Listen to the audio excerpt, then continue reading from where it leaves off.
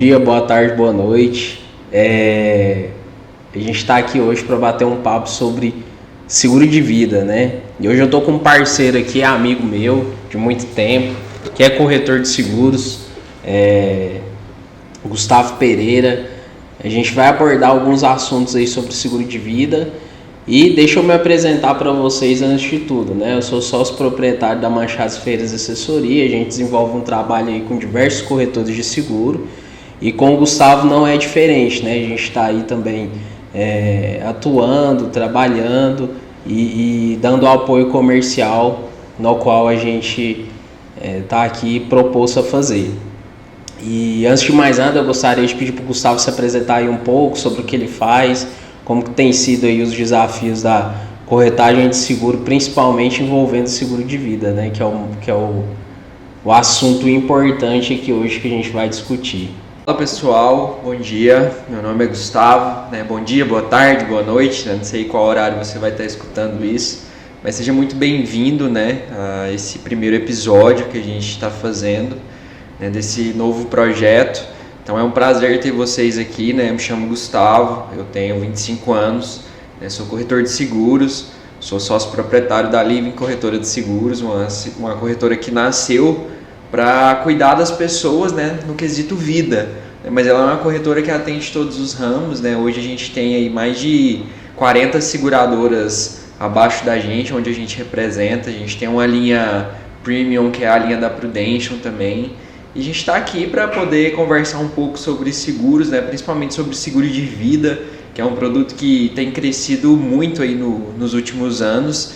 E a gente quer falar um pouco sobre a importância, né, de você ter um produto assim. Então é uma conversa descontraída, né? Fica à vontade aí, seja você estiver indo para o trabalho, ou estiver trabalhando, ou então estiver fazendo uma academia. Vai ser um papo bacana onde a gente vai tentar contribuir para vocês aí com um pouco do conhecimento que a gente tem.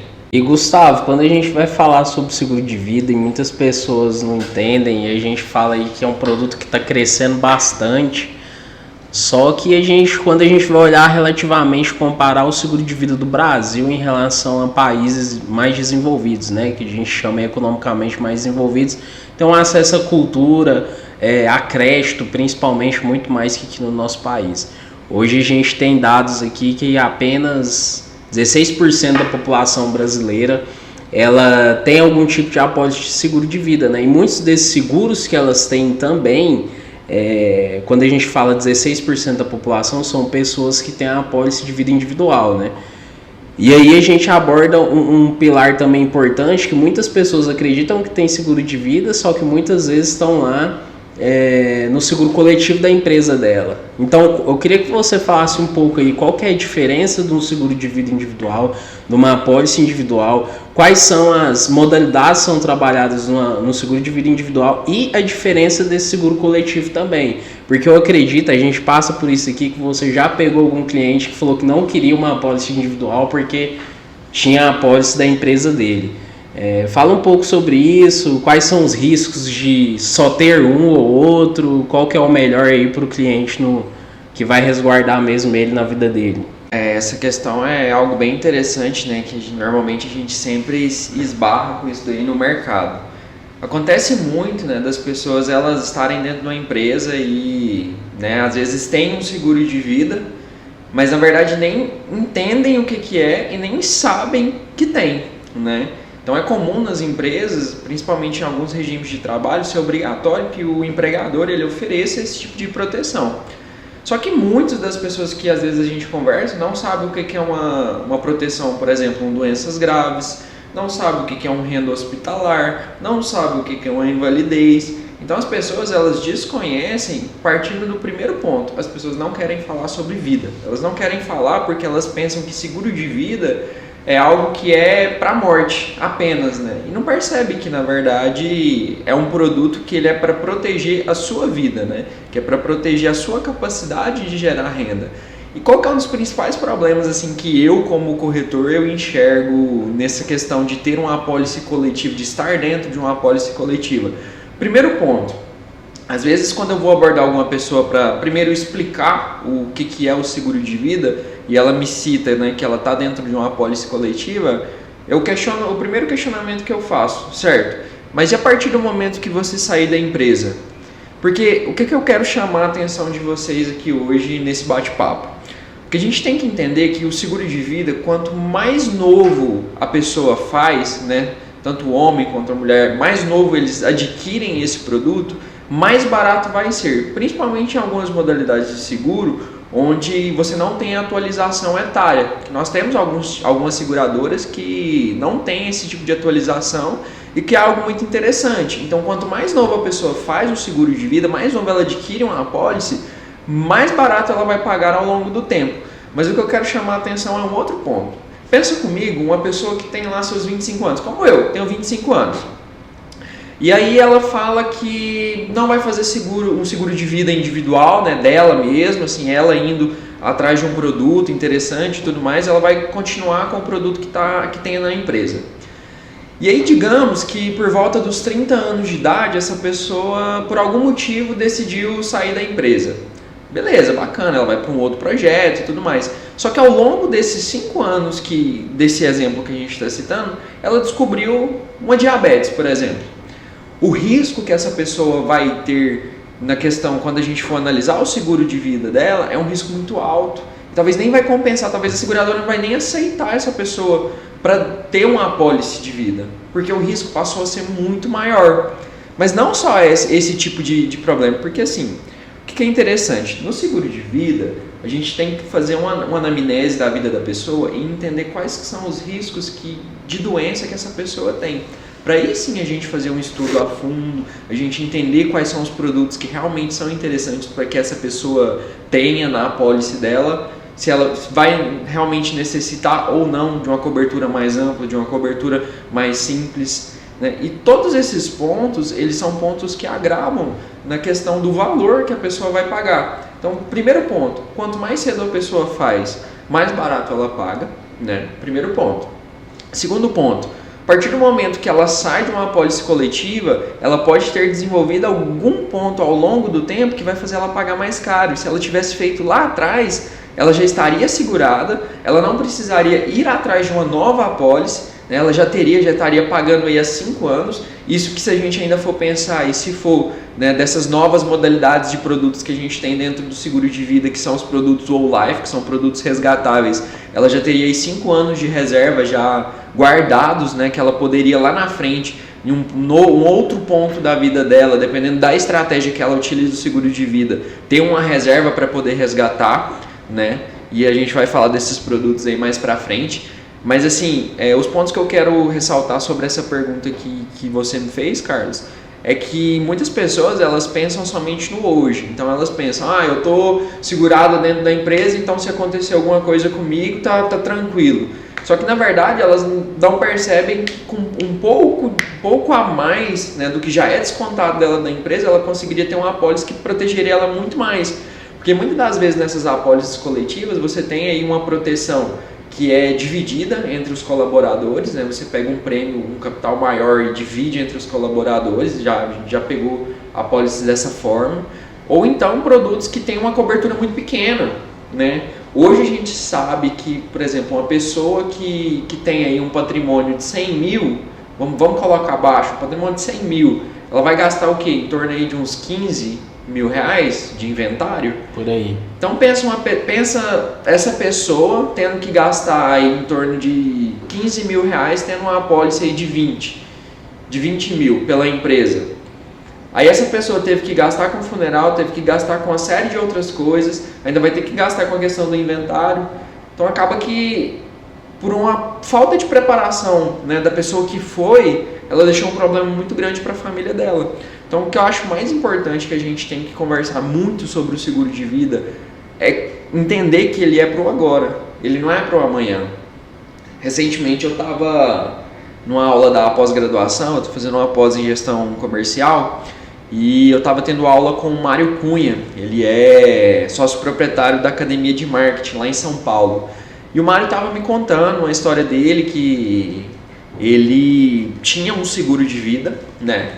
Ele fez em 2010 e aí em 2016 ele decidiu cancelar, porque ele estava passando por alguns problemas e tudo mais, e acabou decidindo cancelar o seguro, né?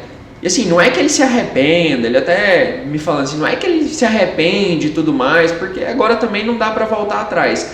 Mas em 2020 ele descobriu um câncer muito grave, onde ele teve que tirar primeiro um dos rins, né? E hoje ele faz um tratamento que os remédios que ele utiliza são cerca de R$70 mil a cada 3 meses.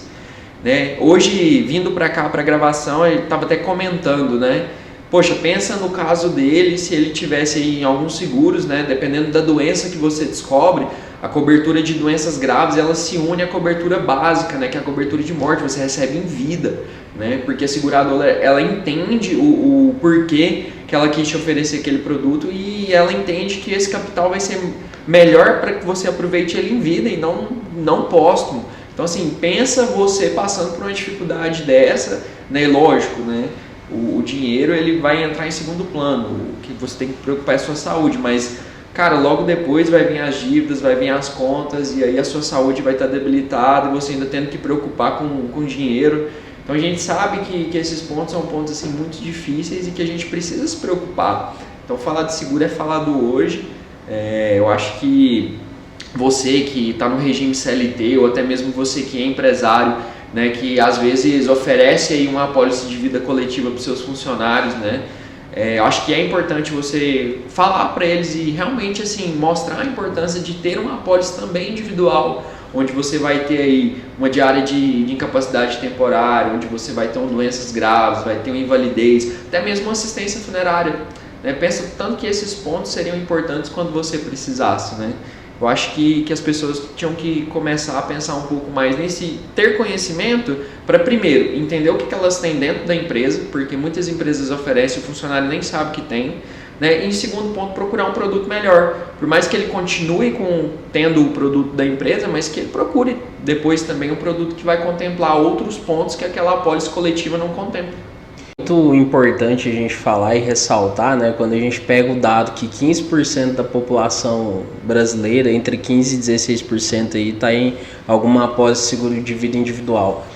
Passa muito pela mão do corretor de seguros também, esse papel de acompanhamento, o papel de entendimento do momento que a gente vive. A gente acabou de sair de uma pandemia e o entendimento também do seguinte: muitas das vezes o corretor que ele trabalha e tem o principal produto no portfólio dele, que é o automóvel, ele acaba às vezes se perdendo ali naquela situação e fica refém desse produto. A gente entende, a gente atende muito corretor de seguros aqui, a gente sabe como que é desgastante e o quanto que a gente precisa de um resultado imediato.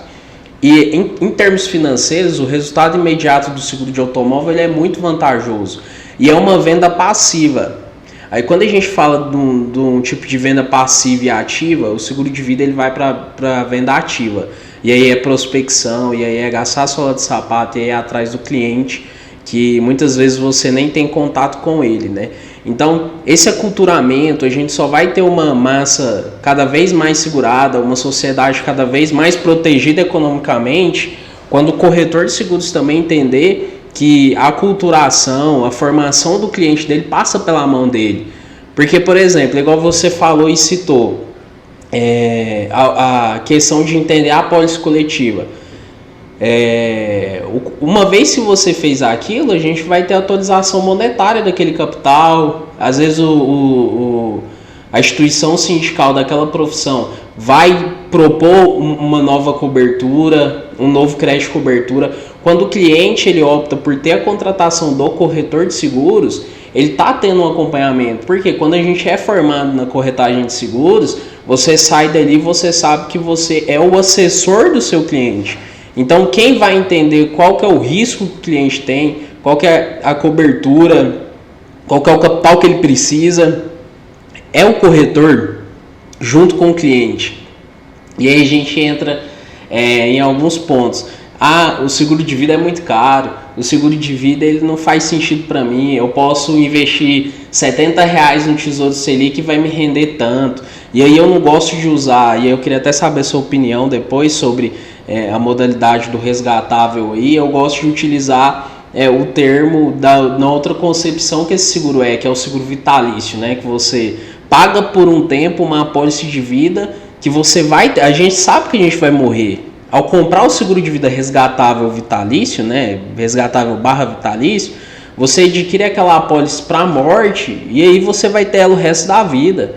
Então, assim, além do aculturamento que o corretor tem que fazer no cliente dele, passa também um pouco sobre o nível cultural que a gente tem no Brasil em quesito de educacional, principalmente na modalidade de educação financeira, né? Então, assim, o seguro de vida, aquele dinheiro que você está aplicando, que você está desprendendo por mês, não é para você investir, ter um retorno em cima desse dinheiro, é para você proteger sua capacidade produtiva. Porque a nossa vida, ela funciona da seguinte forma: a gente produz mais novo, a gente produz mais. Quando a gente está mais velho, a gente produz menos. Então, assim, e a gente sabe que vai morrer. E aí a gente estava até conversando sobre o juízo de valor que a gente tem sobre certas coisas, né? Às vezes tem clientes aí que pagam 700, 800 reais, às vezes numa peça de roupa, num tênis. Cara, tem seguro de vida que vai ter uma cobertura aí bacana, dependendo da modalidade profissional, financeira que o cliente tem, que ele paga R$65, 65, 70, 80, até R$100 por mês. Pô, você pagar R$100 por mês para ter uma apólice que vai proteger você, sua família, por um eventual perda, por uma eventual doença, por um eventual afastamento do serviço. Enfim, continuando, eu queria passar um pouco agora para a gente discutir sobre essa modalidade do seguro de vida resgatável barra vitalício. O que você acha? Quais são as estratégias que você usa no dia a dia para vender esse tipo de seguro para o seu cliente? Você usa essa abordagem com todos os seus clientes? Você oferece sempre o vitalício? Fala aí um pouco para a gente como que tem sido isso aí no seu dia a dia. Bom, primeiro, acho que comentar um pouco sobre isso que você falou, né? Por que é tão difícil falar sobre seguro de vida no Brasil? E aí entra um ponto onde que a gente acaba chegando sempre no mesmo denominador comum, né? Cultura, né? Acho que os países da Europa, os países da Ásia, né? Até mesmo a América do Norte, né, que são países que aí a gente tem como líderes, né, do consumo de seguro de vida, né, onde as pessoas elas têm o costume já de fazer isso muito novos, né, até mesmo no Japão, quando a gente pega aí os dados da Prudential, a gente percebe que a maior parte da população do Japão possui seguro de vida. 90% da população. 90% da população. Então, assim, porque as pessoas elas tem a cultura de entender que existem riscos que você precisa se proteger, que você precisa blindar, né? Não só a sua saúde, a sua vida, mas o seu patrimônio também, né? E o brasileiro já é um pouco diferente. A gente é acostumado a deixar para a última hora, né? Isso que você falou, né? Sobre a questão de... Poxa, às vezes tem pessoas que gastam R$700 num tênis, que gasta R$7.000 num celular, que gasta, sei lá, R$10.000 em procedimento de saúde. Eu não estou falando que as pessoas não podem fazer isso. Elas podem, né? E realmente elas devem, elas trabalham, elas conseguem o capital delas para gastar com o que elas quiserem. Só que o seguro de vida ele tinha que entrar como uma despesa básica, né? Se a gente vai aí para a parte financeira, né? Análise sobre investimentos, né? Muitos dos meus clientes eles são investidores, né? E talvez um dos primeiros questionamentos que esses clientes me fizeram quando eles contrataram o seguro é atrelar o seguro ao investimento, né? E eu sempre alerto os meus clientes, eu falo, não é um investimento. O seguro de vida ele não tem que ser visto como um investimento porque ele não foi feito para te trazer rentabilidade, né? E quando a gente vai para um seguro que como você citou, né, o vitalício ou resgatável, vai depender da terminologia que você quiser utilizar, mas esses seguros como que eles funcionam? Assim, eu vou explicar um pouco para vocês entenderem e eu volto no meu raciocínio. Né, são seguros que você vai determinar uma quantidade de anos, né? A gente tem produtos, por exemplo, de 10, de 20, de 30 anos, né? Onde você vai pagar por esse tempo, né? Por exemplo, vamos pegar o WL10, que é o produto Whole Life 10 anos. Você vai pagar ele por 10 anos, todo esse valor que você vai colocando lá mensalmente, ou se você optar por pagar anualmente, ele vai para uma reserva. E essa reserva ela vai constituir um montante no final que continua valorizando e você tem o direito de resgatar aquilo que você pagou. Então, vou citar um exemplo de um cliente, de um amigo e parceiro, né, meu de negócio, que é o André Sanches, lá de São Paulo. A gente teve um dia que eu estava conversando com ele estava me citando esse caso. Ele queria deixar uma herança para 4 netos, né? Ele era um empresário e tudo mais, e ele queria deixar um montante, né, acumulado bem alto, né? E aí, o que ele queria fazer? Ele queria construir um imóvel, né? E aí ele ia deixar esse imóvel estruturado já, toda a escritura dele, para os 4 netos. E aí o André entrou na jogada, entrou na negociação para poder apresentar para ele um pouco do trabalho da Prudential, dos produtos Whole Life e tudo mais. E aí, no final, ele acabou optando por fazer e ter um seguro de vida onde ele colocaria os netos dele como beneficiários. Por quê? Porque ele percebeu que com aquele montante que ele ia desprender para poder investir num patrimônio que era um imobilizado, que ele ia ter, poderia ocorrer até mesmo uma depreciação do capital que ele ia investir, ele percebeu que se ele tivesse um seguro, ele conseguiria com aquele mesmo montante pagar esse seguro por 10 anos e ele, em 2 pontos, ele constituiria uma reserva que ele poderia resgatar, ou então ele já teria comprado o capital que ele ia deixar de herança para os netos, pagando a metade do preço. Então vamos colocar em alguns números fictícios só para ficar fácil.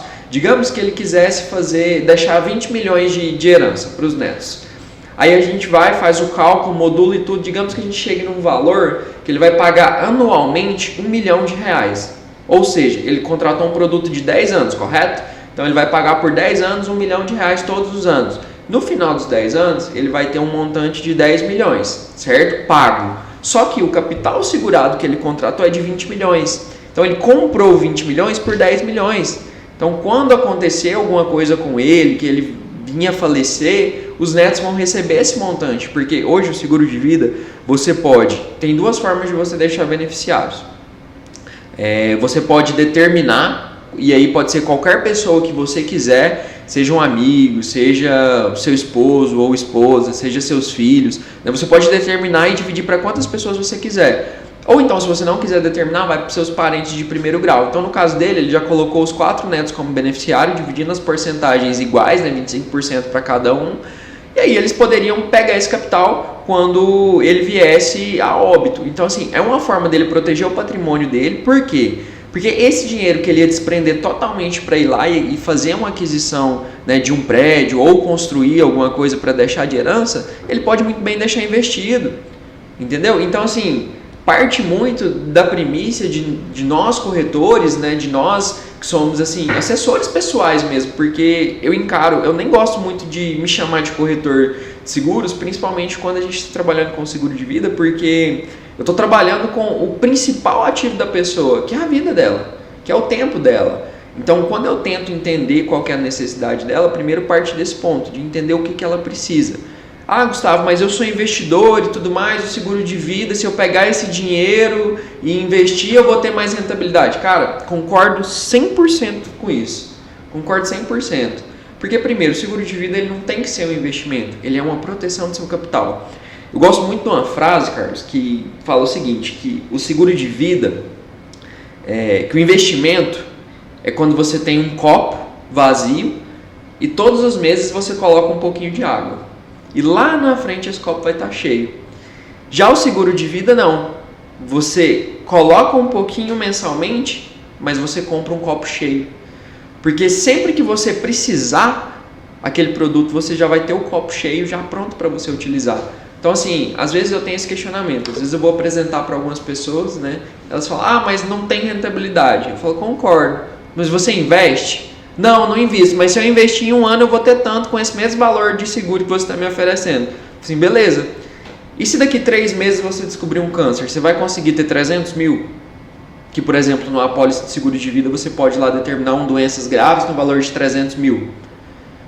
Então, assim, às vezes as pessoas elas perdem a oportunidade de se proteger porque, primeiro, elas estão presas em crenças, né, que outras pessoas colocam sobre elas, né, criando um preconceito para um produto, né? Primeiro atrelando ele somente à morte e à tragédia, e na verdade é uma proteção, porque se a gente tira, né, falando assim de coisas mais leves, não falando de doenças, não falando de uma invalidez que está atrelada a um acidente, mas Vamos pegar aí o produto DIT, né? Que é um produto que tem sido muito utilizado aí, principalmente por profissionais autônomos, né? Que é a diária de incapacidade temporária. Então, a pessoa sofreu um acidente, ela é autônoma, ela depende totalmente da presença dela para poder gerar renda no negócio dela.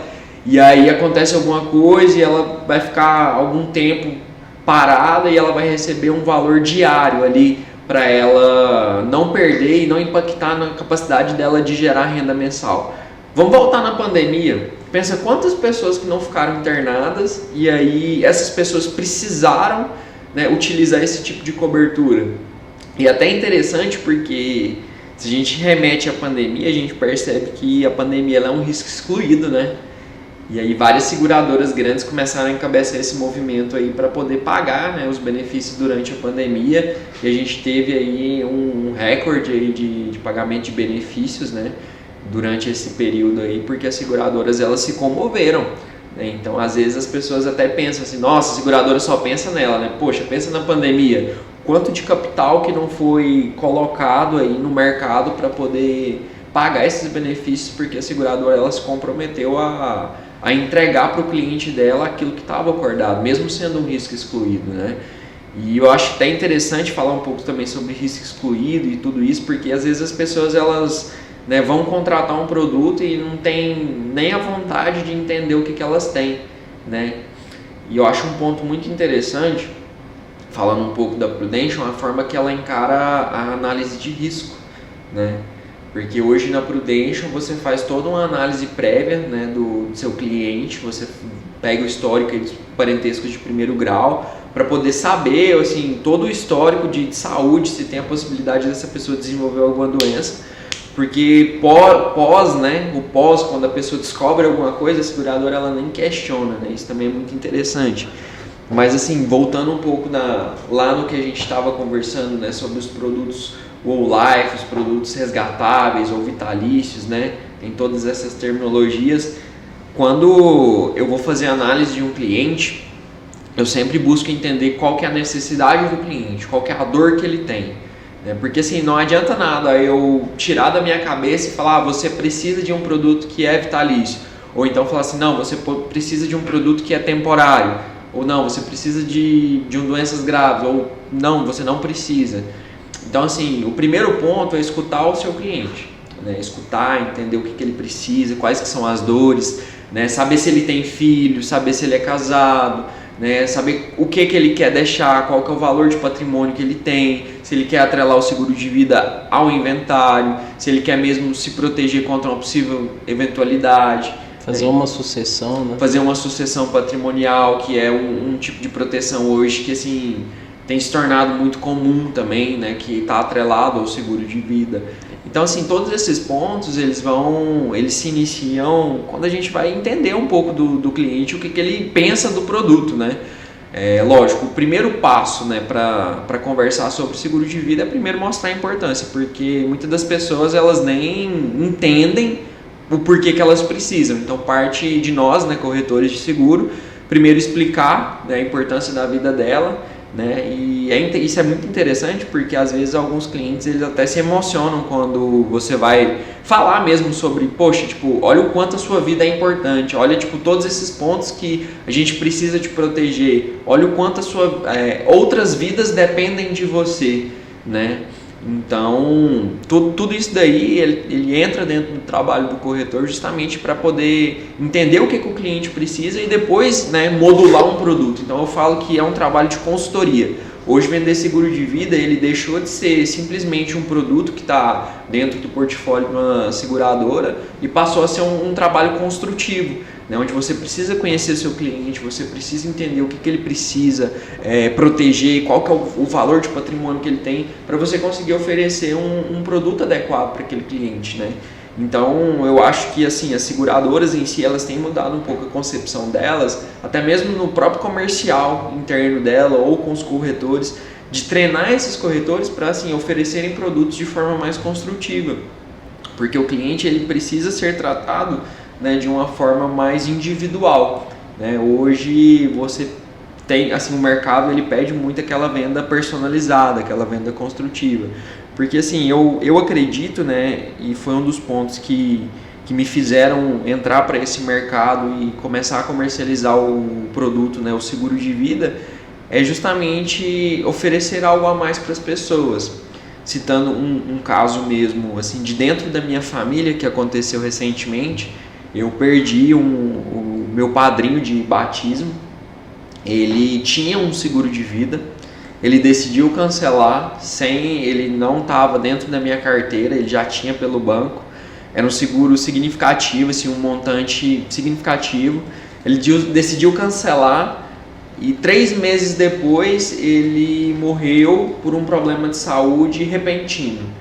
Foi um problema que veio, acometeu ele internou e logo em uma semana ele faleceu. Né? E aí eu ficava pensando, né, me questionando assim, poxa, o quanto que nós somos falhos e não conversamos sobre a importância de seguro, né? Até mesmo eu que estou no dia a dia falando sobre isso, né? Dentro da minha casa acontece isso, né? Só que tudo isso parte de uma cultura, né? Que às vezes nós não estamos preparados e não queremos falar sobre a nossa vida, não queremos falar sobre a importância, né, de se proteger.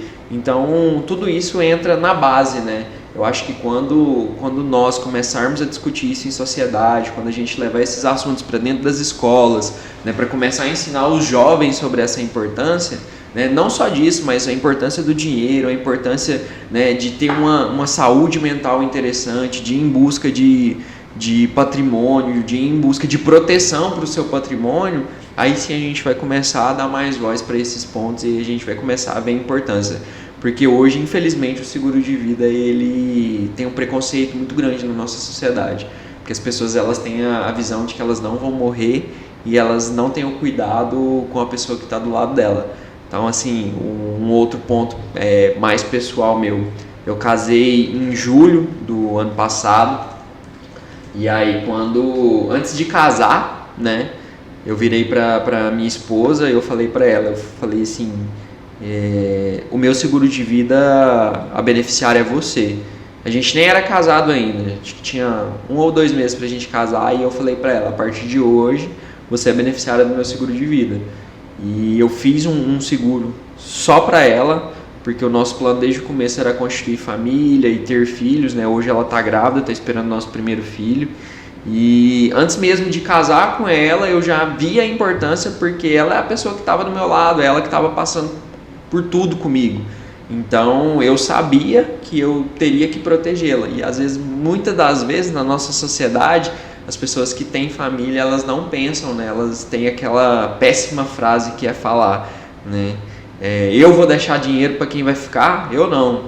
Mas acho que as pessoas têm que mudar um pouco essa concepção, começar a proteger não só elas, mas também as pessoas que estão do lado, né? Porque eu acho que o seguro de vida ele vem justamente dessa filosofia, né, de proteger as pessoas que você ama, né? Tanto que a Living ela nasceu para esse propósito, né, para tirar o peso das preocupações, para que você possa viver realmente a vida que você tem com tranquilidade com as pessoas que você ama e viver os momentos que realmente importam, né?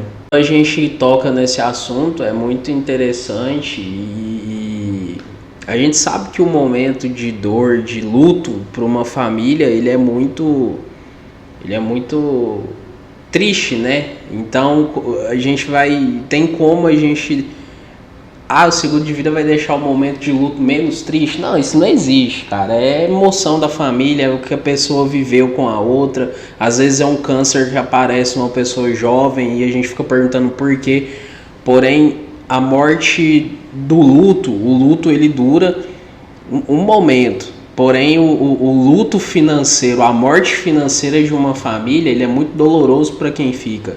Porque o provedor da família financeiro, quando ele vai embora, e não deixa nenhum tipo de proteção, não deixa nenhum tipo de modalidade ali para aquela família se reerguer, se reestruturar ou ao menos manter o padrão de vida, é muito doloroso. E a gente tem inúmeros casos dentro da família, casos de corretores de seguros que não tinham uma proteção de seguro de vida, que são bastante tristes. E eu gostaria de citar um ponto aqui, por exemplo, a gente pega o caso do Condzilla, que a mãe dele deixou um seguro de vida para ele e para o irmão, acho que são 2 irmãos. o idealizador. Com o dinheiro do seguro de vida, o cara conseguiu cursar cinema, acho que a faculdade de cinema ou algo parecido, e o cara conseguiu construir um império. Então, assim, onde que eu quero chegar nesse ponto? O seguro de vida ele foi responsável por impactar, uma apólice de vida foi responsável por impactar diversas famílias. Quantas vidas a empresa do Condzilla não mudou? Quantos artistas não surgiram através daquela apólice de seguro de vida que foi um ponto de mudança na vida dele? Quantos empregos ele não gerou? Então, quando a gente fala que precisa ser discutido nas escolas, que as pessoas precisam abordar esse assunto desde pequeno, é que a discussão, o debate de seguro de vida, ele tinha que ser um debate público. O governo devia estar debatendo isso, ele devia ter algum tipo de fomento, de distribuição de conhecimento para as pessoas entenderem isso, porque famílias asseguradas, uma sociedade que possui seguro de vida, contribui para uma economia saudável. Embora a gente passe por um momento triste ali da perca, ele repõe ali o capital e deixa aquela família onde ela deveria estar, não deveria sair, porque é muito doloroso construir algo, passar a vida inteira construindo algo, e quando você falecer, sua família tem que desfazer de tudo aquilo para poder manter o mínimo de dignidade, ou às vezes para pagar um inventário. Então, assim, eu acho que passa muito por isso. Bom, pessoal, a nossa conversa hoje foi bastante produtiva. A gente passou por alguns pontos aí bem superficiais do seguro de vida. Nós com certeza vamos avançar nesse assunto. A gente vai desenvolver mais, falar sobre sucessão, que é um produto muito interessante. É um seguro de vida, mas é uma modalidade que, aplicada de forma correta, coesa e com apoio jurídico, se torna uma ferramenta muito interessante de sucessão patrimonial, barata, inclusive. Enfim, gostaria de agradecer ao Gustavo aí pela participação aí nesse bate-papo que a gente está desenvolvendo, nesse projeto novo que está começando aqui, e gostaria de te desejar sorte aí na sua batalha, porque a gente sabe como é difícil desenvolver o produto de seguro de vida. A gente tem diversos corretores aqui na nossa assessoria, porém é uma luta diária. A gente, até mesmo com o corretor de seguros, ele entender a importância de comercializar o seguro de vida. É um desafio muito grande, e conte com a gente aí para poder trilhar novos caminhos aí, enfrentar esses desafios que é comercializar e falar sobre seguro de vida no Brasil, né? Eu agradeço o espaço, eu acredito que vou estar aqui mais vezes para a gente poder conversar, para a gente poder debater não só sobre o seguro de vida, mas todos os outros ramos aí. O seguro ele é bem amplo, né? Ele tem várias modalidades e é muito interessante, né? Acho que cabe a nós também trazer outras pessoas aqui para conversar um pouco sobre seguros. Mas eu queria aqui abrir um pouco do espaço também para deixar aqui os meus contatos, né? Caso você que esteja escutando queira entender um pouco mais sobre seguro de vida, ou se você precisar de algum outro tipo de proteção aí para o seu patrimônio, né, para a gente conversar. O meu Instagram pessoal é Guspsilva, G-U-S-P Silva, né? E o da minha corretora é living.corretora, living.corretora. Então vai ser um prazer ter vocês lá, né? A gente posta alguns conteúdos explicativos e tudo mais para vocês, né? Tanto na minha página pessoal quanto na página da corretora. Então fiquem à vontade, né? Para entrar lá, para entrar em contato, pode mandar mensagem que eu vou responder vocês, a gente vai conversando, né? E é isso aí, foi um grande prazer estar aqui com vocês, de conversar um pouco, de explicar um pouco sobre a importância do seguro de vida, né? Espero ter contribuído e espero que a gente possa ter outras conversas futuramente, beleza? Até a próxima, até mais, bom final de semana para vocês, boa semana, se você estiver escutando isso durante a semana, estiver indo para o final de semana, bom final de semana, sempre que tiver oportunidade, tente conhecer um pouco mais sobre o seguro de vida. Um abraço!